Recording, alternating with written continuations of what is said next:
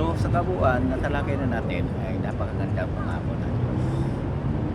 Bakit ba ginawa ito ng Diyos? Bakit niya pinasulat yan sa atin? Well, ang dahilan, nakita kasi na napakarami nating problema sa ngayon. Nakita kapag tayo namang problema, namang problema din siya. Kaya ang ginawa niya, ipinasulat niya at ipinapakita na ang mga kalagayan sa ngayon, maraming problema ang kinakaharap natin sa ngayon ay pansamantala lang at malapit na mawawala ito. Tinitiyak na alisin niya dahil dahilan? Nahirapan siya pag nahirapan ang mga tao.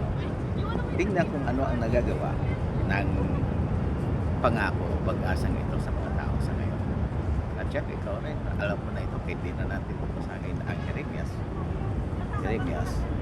chapter 29, 11 and 12, Jeremiah 29, 11 and 12. Ganito ang sinabi ng Diyos.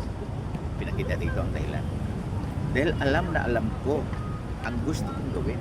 O alam na ng Diyos kung ano yung nasa isip niya para sa inyo, para sa atin. Ang sabi ni Jehovah, bibigyan ko kayo ng kapayapaan at hindi ng kapahamakan para magkaroon kayo ng magandang kinabukasan at pag-asa. Ano daw gagawin ng Diyos? O bibigyan tayo ng kapayapaan. Hindi niya gusto mapahamak kasi nagdurusa rin siya, nahihirap siya kapag tayo na mapahamak para magkaroon daw tayo ng magandang kinabukasan at pag-asa. Kaya ganda pangako. At sa 12 sinabi niya, at tatawag kayo at lalapit at manalangin sa akin at pakikinggan ko kayo. So dito, ipinakikita dito na tinitiyak ng Diyos na darating ang pag-asa na yun. Ang magandang kinabukasan at pag-asa. Ano ang nagagawa ng pag-asang ito sa ngayon sa atin?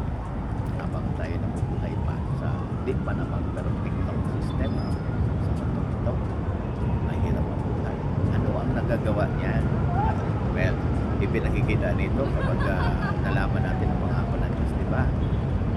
Nabigyan na natutulungan tayo nito na magtiis, maghintay sa Diyos. Oo, ibig sabihin, matutulungan tayo nito na makakayanan ang mga problema sa ngayon. Tiisin mo na habang naghihintay sa Diyos at maging positibo sa ating buhay. Kahit sa ganong sitwasyon, magiging tunay na masaya pa rin kasi may pag-asa tayo. Walang kaibahan yan sa isang anak kapag sinabi mo, anak, relax ka lang dyan, pagbalik mo, may surprise ako sa'yo. Diba? Maging masaya siya at maging